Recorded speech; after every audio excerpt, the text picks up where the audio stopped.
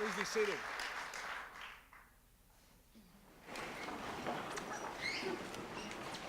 Let me welcome all of you here to the East Room of the White House today for this very important announcement and this important roundtable.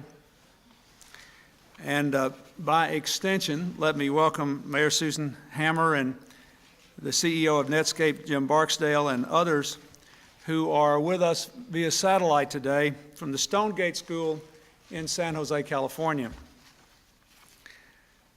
In my State of the Union address, I said that the greatest step our country must take to prepare for the 21st century is to ensure that all of our people have the best education in the world, that every 8-year-old can read, that every 12-year-old can log on to the internet, that every 18-year-old can go on to college, that every American adult can continue to learn for a lifetime. But the most important thing of all is that we know whether we are learning what we need to know. And that requires something America has put off doing for too long, the embracing of a genuine commitment to national standards of learning for our young people. I have challenged every state to embrace national standards and to participate in 1999 in an examination to see whether our children have met those standards for 4th graders in reading and 8th graders in math. Today, America's largest school system and leaders of its most forward-leaning high-tech industries have joined together to put California alongside Maryland, Michigan, North Carolina, and our military schools in the support of the national standards movement. I thank Delane Easton.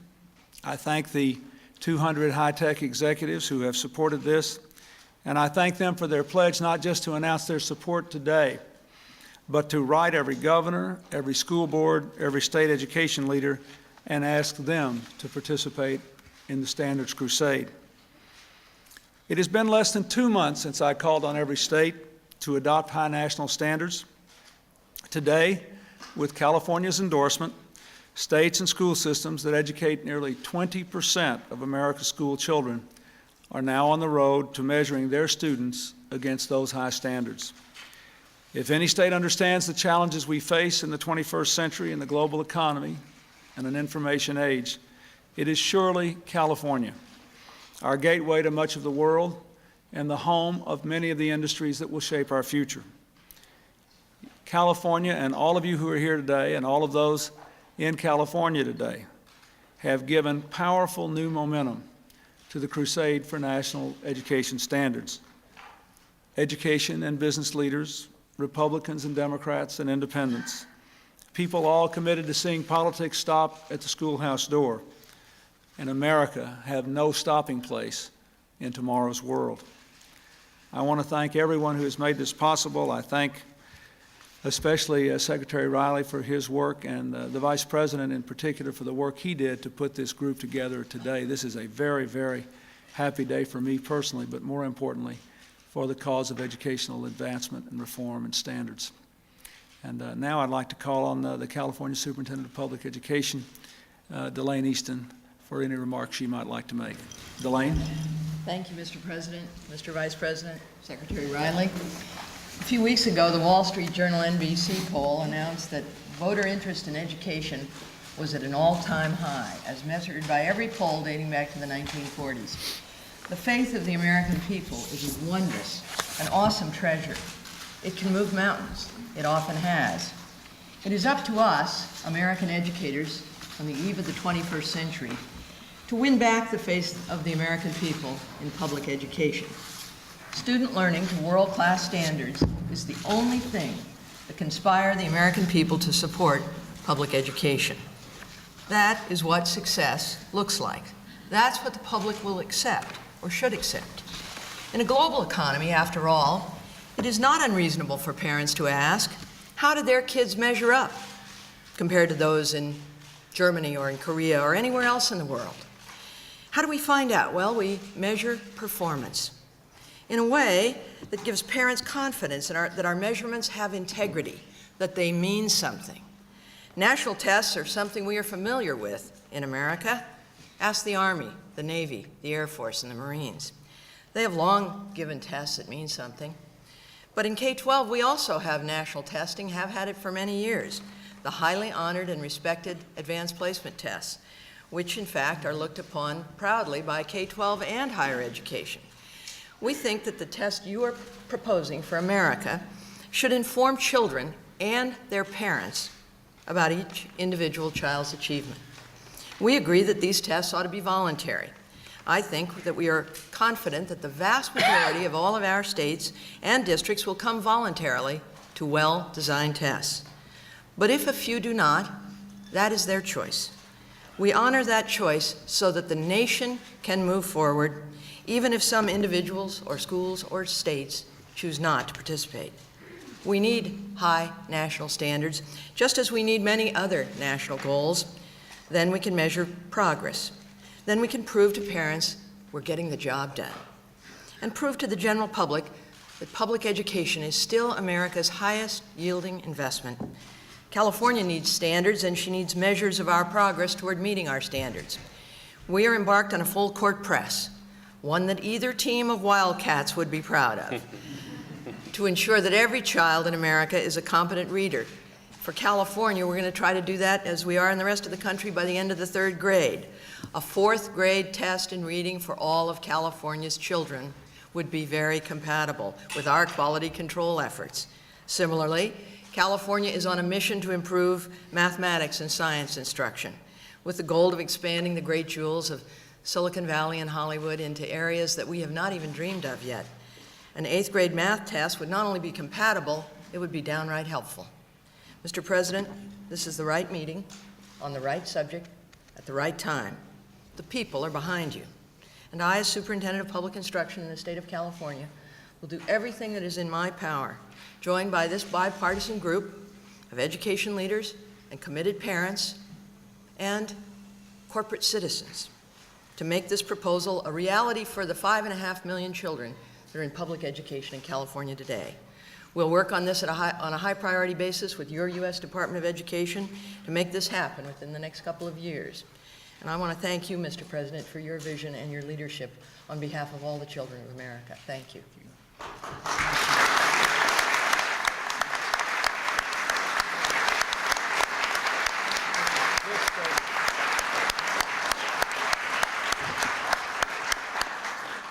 Mr. Vice President. Thank you very much, Mr. President, and thank you, Delane, for your announcement and your early and very effective advocacy for education standards. And thank you for all you've done personally to help lead the great state of California into this national crusade. Because of your leadership, California once again is inventing the future in education. Californians understand that in the Golden State, and increasingly in every state, what you earn does indeed depend upon what you learn. As President Clinton has said, America is in the midst of a profound and fundamental economic transformation. In this new economy, prosperity depends on one resource more than any other: our people. Specifically, it depends on their ability to analyze and innovate and work together and continue learning throughout their lifetimes. By endorsing these education standards, California, home to more than 1 out of 10 American public school students, is blazing the trail to the new century. You're helping ensure that America's children of today are the world's best educated and most highly skilled workforce of tomorrow. Another person helping to shape that American future is our next speaker, John Doerr. This man, who is my good friend, has an uncanny talent to see things ahead of others, to glimpse the future before it arrives. And he has used this keen vision to help create many of the companies that are the powerhouses of the new economy that we speak about so much. Included in this audience, as you know, Mr. President, are the chief executive officers of a large number of some of the most exciting new companies in America, indeed in the world. These new high-tech companies are shaping the world's future and placing the United States of America in the forefront of world leadership for the next century. They're creating jobs, and they're generating a lot of new innovative ideas. And John has helped to pull together a very large group. Many of them are here, as I have mentioned, but there are many others who are in California today and in other cities around America who are joining with the large group present here today. Incidentally, Congresswoman Zoe Lofgren of California is also with us in the audience, and I wanted to acknowledge her as well. John Doerr, as I mentioned, is a man who has the ability to look over the horizon, and he has done that in the area of personal computers, biotechnology, the internet, and he's used that insight to help back companies like Compaq and Sun Microsystems, Lotus, Genentech, Amazon.com, and Netscape, and a lot of those companies are represented here today. But John has also used his insight and his position not only to build companies, important as that is, but also to strengthen communities and to lift lives. He's been a leader in the Net Day movement, and other leaders of the Net Day movement are here. And he's been an important participant in our plan to connect America's classrooms and libraries to the information superhighway. It is my pleasure now to introduce John Doerr, who I believe is perhaps the premier venture capitalist of his generation. John Doerr. Thank you very much. Thank you very much for altogether too kind an introduction. I'm here today with 24 technology executives in Washington. Mark Andreessen, for example, the founder of Netscape Company. Steve Case, the CEO of America Online. Esther Dyson, the dean of our industry with EdVenture. John Kernan of Lightspan Partnership. Kim Polese of Marimba, and many other friends. And importantly, our kids are with us here as well. But most of all, we're here today to represent 240 of America's leading technology executives who are joining the President and the Vice President, Delane Easton, in a call for national standards in reading and in math. And what this is really about is about the new economy and what our kids, our companies, and society's got to do to compete and prosper. We believe that public education is America's most important democratic institution. And I'd say to our friends in the national media, well, it's at least as important as the free press. Today's endorsement has grown out of a series of meetings that we've had with the Vice President on what we need for the new economy. And it's really unprecedented. It's the biggest, broadest, bipartisan endorsement ever from the high technology industry. We see Republicans and Democrats coming together, CEOs who make chips and computers and networks, software, biotechnology, and medical devices, companies that fiercely compete in alphabetical order: Compaq and Dell, IBM, Hewlett-Packard and Sun, AMD and Intel, 3Com and Cisco. We all agree that we need national education standards. These companies that have endorsed this program today employ 500,000 people. More importantly, they've created 130,000 jobs over the last 4 years. And even more importantly than that, they have hundreds to thousands of high-wage job openings right now that they're trying to fill. So these leaders from Washington State to California, from Texas to Florida, Virginia, New York, and Massachusetts all agree that what we're going to do is we're going to call on every governor in every state school official, and every school board chair, and ask them to join in to voluntarily adopt national education standards. And of course, as we all know here in the room, this is not really about Washington. It's about what's happening out there in the classrooms. So it's my great pleasure to introduce to you Jim Barksdale, the executive who helped build Federal Express and McCaw Cellular, and is now the CEO of Netscape Company, the most rapidly growing software company, high-tech company ever, in the Stonegate School in California. Come in, Jim. I'm delighted to be here today with some wonderful children from the first, second, fourth grade, and eighth grade here at Stonegate School. I can tell you it's a beautiful, blustery day in California. marvelous weather, and we're delighted to be joining you. I'm also pleased to be here with Mayor Susan Hammer and Congresswoman Zoe Lofgren. And also, I thought we'd take a second, if we could, for these young people, maybe to say hello to the President and the Vice President of the United States. Y'all want to say hello to them?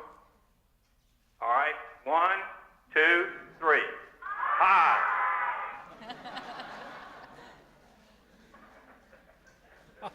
As a business person, like I am, and also as a father of a third-grade public school teacher, this is a very pragmatic issue for me and for the men and women in industry. It doesn't matter whether you're a Republican or a Democrat, or what state you're from, or what industry you participate in.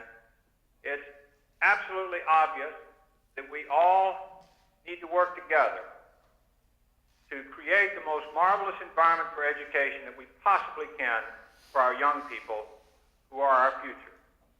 And that's why we in industry are so vitally interested in supporting the President and the Vice President in this marvelous initiative. Jim, it's President Clinton. I'd like to thank you for being there and thank Congresswoman Lofgren and my good friend Mayor Susan Hammer.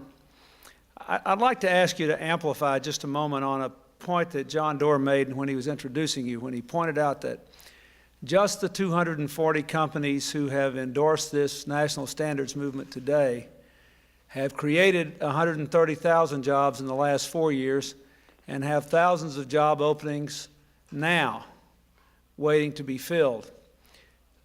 We have tried very hard in this administration to create a climate and an environment and to pursue policies which would permit us to increase the number of high-wage, good future jobs so that we could raise incomes, average incomes in America again.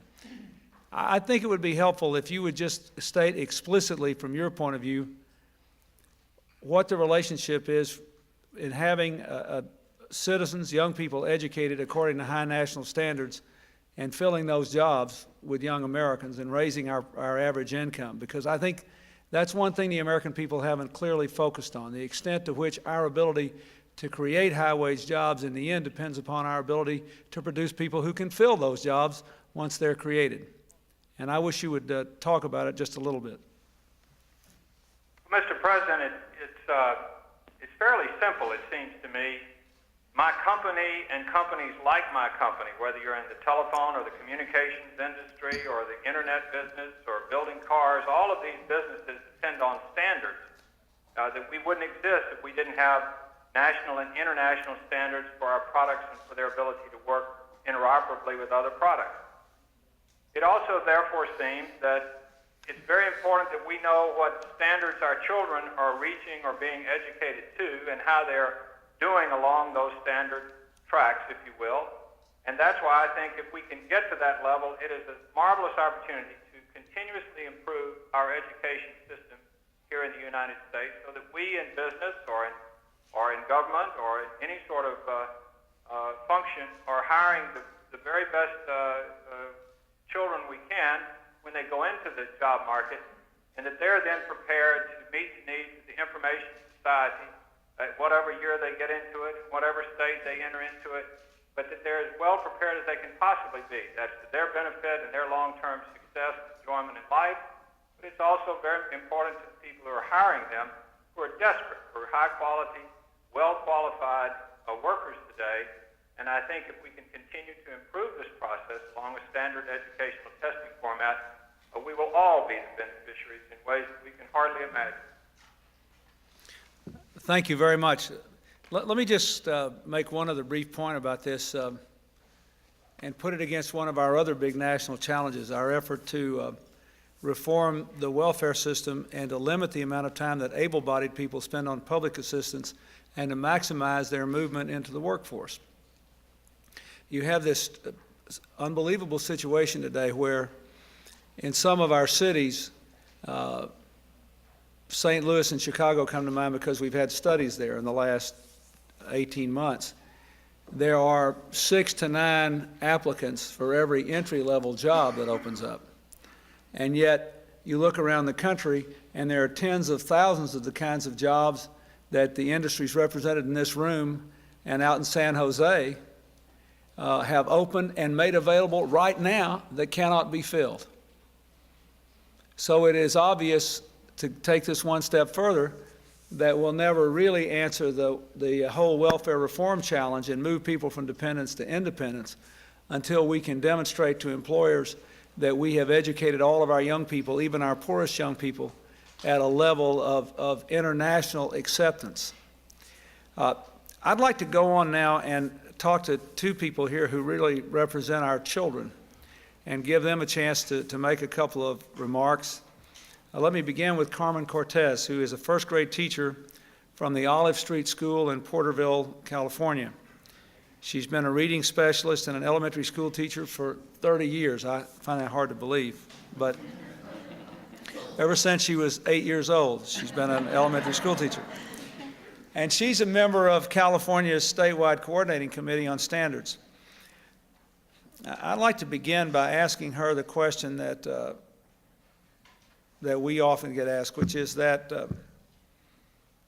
is it realistic for us to expect that we can set standards that are at once high and meaningful, and secondly, that can be achieved by virtually all of our students in a country with such a diverse student body, not only diverse racially and ethnically, but also economically? Is that realistic? And I'd like for you to talk about it based on your experience.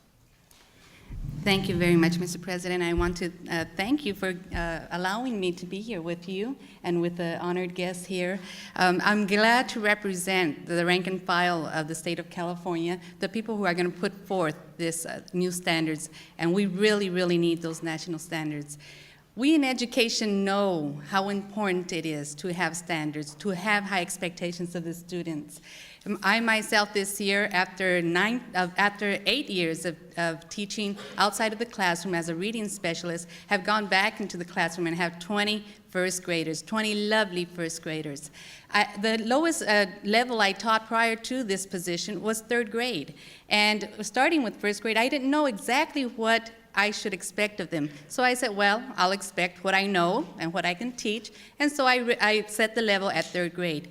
They are rising to the challenge. They are learning. And I think I started off with the idea, these students have intelligence. They are poor, yes. They're minority, yes. They're from a rural area, yes. But they have intelligence, and they have the will and the power to learn. And that's why I started, and I took off from there. I think that, in general, is how we have to look at children, period. We have to see them as human beings with intelligence. We have to get them ready and prepared to work. And as soon as we log on, and I give them that command to log on when we get our internet at our school, and hopefully that'll be soon, I hope I can also have the standards ready.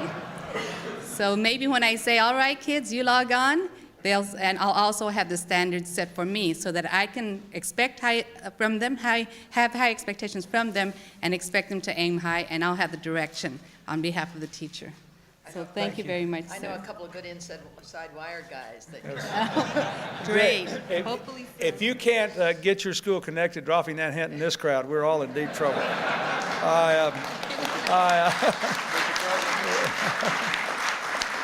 Mr. President, one of the two co-founders of Net Day, Michael Kaufman, is sitting right over there. And Michael, do you think we can fix your school up?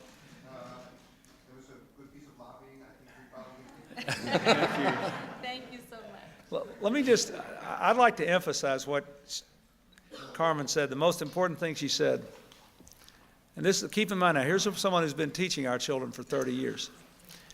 I am so sick and tired of people assuming on the front end that children's learning is limited because of their racial, their ethnic, or their income background, or where they live in some poor rural area or some isolated inner city. Their conditions create greater hurdles for them. We should clear away the hurdles, but we should not lower our expectations. When we lower our expectations, those kids, we're selling them down the river. We are not doing our job as adults. It is our job to be the shepherds for their future, to bring them into a better future. And to me, the most important thing that's been said here today by anybody is a person who's been an educator for 30 years saying that when I have high expectations for these children, I find that they meet those expectations. And I think that's important. You know, I think we ought to hear from the parent who is here too. We have Lydia Perez Howard, the parent of a third-grade daughter who attends a Cleveland Elementary School in Pasadena, California. She's the vice president of the PTA and active on the School Advisory Council and the Neighborhood Strengthening Project. And I'd like to ask her to talk about how she feels about this whole standards movement and her daughter's future and how it will affect it. I'm pro the whole movement of setting very high educational standards for our future workers and leaders of this country. And to give you a little bit of background, I attended schools in the South Bronx and in Spanish Harlem, public elementary schools and all the way through high school. At a different time in history, I'm looking now at my third grader attending one of Pasadena's schools where the test scores are relatively low, even within the Pasadena Unified School District. And there's a lot of concern among parents, a lot of concern that our children are not being taught to a level that we expect for them. All parents want the best for their children, and it includes high academic expectations. Right now, there are many standards in our educational system. There's a public versus private school standard, poor versus affluent neighborhood standard. There's a minority versus majority school standard. Somewhere among all of these standards, parents are looking for a base level of knowledge that all students are being exposed to and are expected to learn. And we are looking to up the ante on the educational system at this point. We want, as parents, to be confident that our students are being prepared for a future high-tech global economy.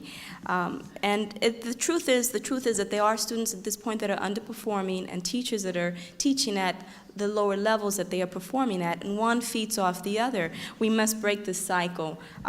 We should not accept low standards for any students because they deserve high standards, and the expectations that they will achieve are very, very primary here to their achievement.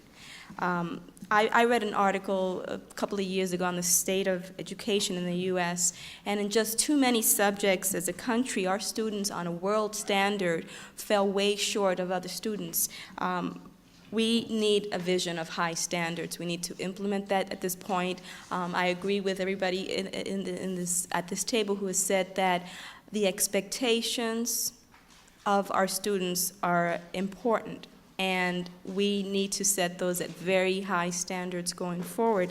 I want to thank everybody at this table for their desire to challenge our students, and especially to the President for providing leadership in the establishment of these standards. Thank you. Thank you.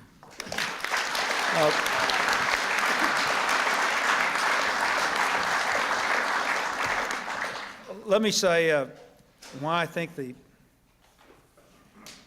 Lydia's comments are so important. In the end, whatever we do in the schools needs to be reinforced by what the children see here at home. And we learned a lot over the last 12 or 13 years since the issuance in 1984 of the Nation at Risk report. But one of the most important things that I learned in all these years I was working as a governor on standards and educational improvement is that in the United States, there were too many parents who tended to believe that their children's performance in school was largely due to their income or their racial or ethnic background or whether English was their first language. And in a lot of other cultures that we're competing with, they believe their children's performance in school is directly related to effort and the level of support they get from the parents at home. And it seems to me that you can have a debate if you want about which you think is right, or is it 90% one and 10% the other, but there is only one attitude likely to produce positive results for the children, and that is to believe that what children learn is largely the function of effort and the level of support they get in the home. So when the parents say something like what Lydia has said, it seems to me profoundly important. The other thing I'd like to say, when you said you came up in the schools of the Bronx in a different time, it put me in mind of something else. It's especially important to California. This country has been built by generation after generation of immigrants who came to this country and believed that their children would do better than they did and would fully participate in the American dream. I would argue there were two elements to that. One is the immigrants worked like crazy, saved, and gave their kids a better life. Second, their kids had a good education and were assimilated into the mainstream of American life. We are becoming an ever more pluralistic society, and more of our immigrants are people who desperately need not only for the working age parents to have the chance to get good jobs and build a good future, but for those children to have that future too. We cannot become the country we ought to become as a multi-ethnic, multiracial democracy in a world that will value that enormously in the absence of a good educational system. And again, I say, having teachers who believe in high expectations and having parents who believe that if their schools work properly and have high expectations, they will support that, and they will tell their children that what they learn will be a function of effort more than IQ. Those two things will count more than anything else the rest of us will do. Then all of us have to do is show up, do our part, and create the system that will enable those kinds of teachers, those kind of parents, and those kind of children to succeed. So I think we ought to give our teacher and our parent another hand. I think they did a great job.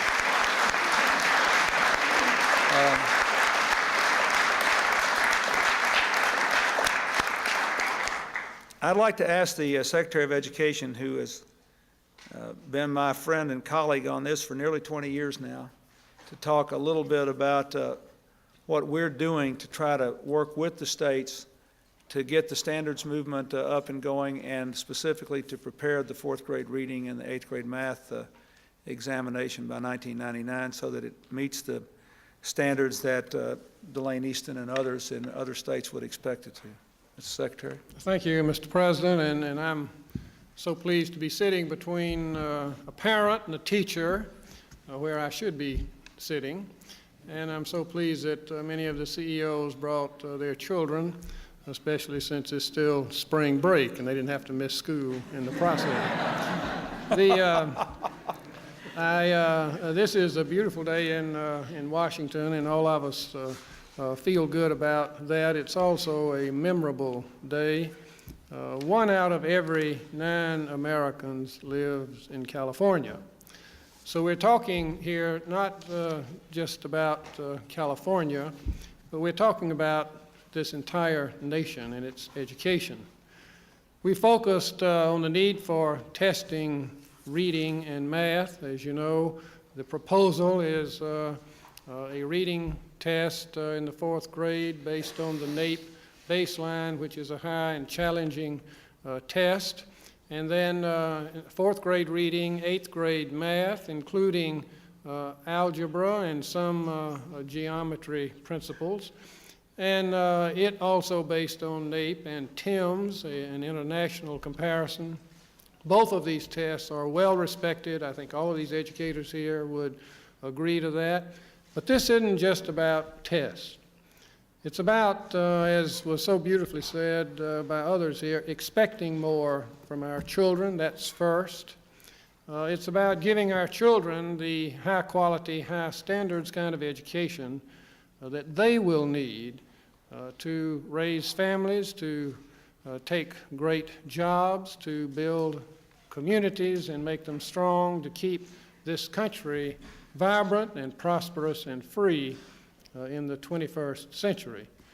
For the past 4 years, the President has provided great leadership in this really historic effort to raise standards and to give every child a first-rate education. Through Goals 2000, through the reinvented Title I, through the emphasis on technology and education, and many, many other initiatives, we forged a new partnership with the states to get the job done. It's so great to have Delane Easton here, who is a great educator, respected by all. But education, we recognize here in Washington, is a state responsibility and a local function. And that's why I'm so delighted to see all of these people here from California, and Delane's leadership in working for California's participation in a voluntary testing program that the President has proposed. And as the President has said, education is indeed a great mission of America. And I'll tell you, it's a great crusade for every single state. And I congratulate the great state of California for being willing to take on this initiative to meet the challenge. Thank you. Let me,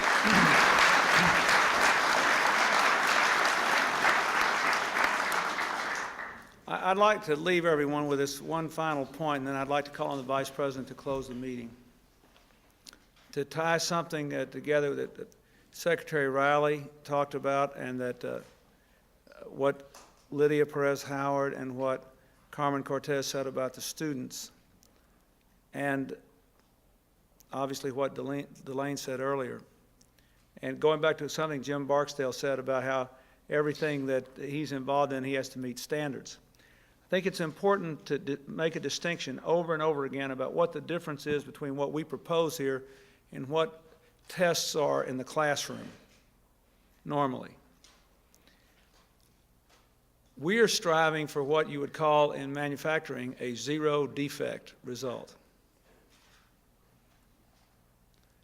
which means we want to set high standards that will guarantee 100% of the children, whether they graduate at the top of their class or at the bottom or somewhere in the middle, that they'll still have what they need to go on with their lives and make a success of it and to make our country strong. Which means that in a given class, a student could make the highest grade in the class, but if the student doesn't achieve the standards, it's still not good enough. And in another class, even a student who might have the lowest grade in the class would still be a good, successful, performing learner and know that he or she can have a good future and has been given a good education. That is the important thing. Furthermore, these examinations are not being given to label anybody a failure, but to give everybody a benchmark on which they can build to success. Of course, not everybody will do well the first time they're given. But that we have to know what the benchmark is. We have to know what the roadmap is. But I just want to emphasize that again. If parents have the attitude that we heard from Lydia, teachers have the attitude we heard from Carmen, and states have the leadership that we heard from Delane, from John Doerr, from all the folks out in San Jose today, we can achieve virtually a zero defect society from an educational point of view and give our children the future they need, and especially states that are on the cutting edge of the future, both in terms of being highly pluralistic and having those new jobs of tomorrow. Places like California will be the greatest beneficiaries. So I think it's important that we go out there and talk about this so that everyone understands exactly what we mean. These are different from what most people think of as classroom tests, and we need to hammer that home. We believe all these kids can clear the bar, and we're determined to see that they do it. Mr. Vice President. Well, Mr. President, I want to summarize what we have all witnessed here today. The educational leadership in the biggest state in America has now endorsed your call for educational standards and testing.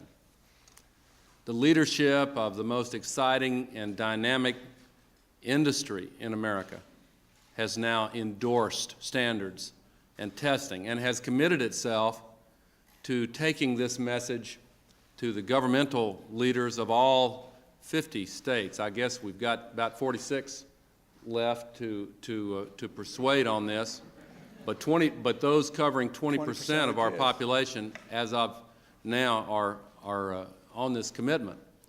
And the debate is at an advanced stage in many other states. But it's very, very important. The President asked me to head up the Reinventing Government initiative some years ago. One of the discoveries that people in that field have made is that in any organization, you get what you measure. If you measure how many forms teachers are filling out, how much red tape they're dealing with in an average day, that's what you're going to get. But if you measure how much the children are learning and how well they're doing in absorbing the knowledge that is being presented to them, then you're going to get an improvement in the way children learn. That's why standards are so important. And that's why testing to see how they're doing as against those standards is such a key. On the way over here, I was looking at this, the cover of the New Economist magazine, Education and the Wealth of Nations. And it says right here, education is the key to success in the new world economy. That's almost a cliche by now. But if it's a truism, we need to act on it. And in fact, 40% of the growth in our gross domestic product now is coming from technology, coming from the companies that are represented here, and the 240 companies that John Doerr just announced are going to be falling in behind this national crusade for standards and testing and the improvement of education. So what we've witnessed here is progress toward an important goal that is critical for our nation's ability to seize the future. And in closing, I want to thank all of you and ask you to join me in thanking President Clinton for leading this national crusade. Thank you very much.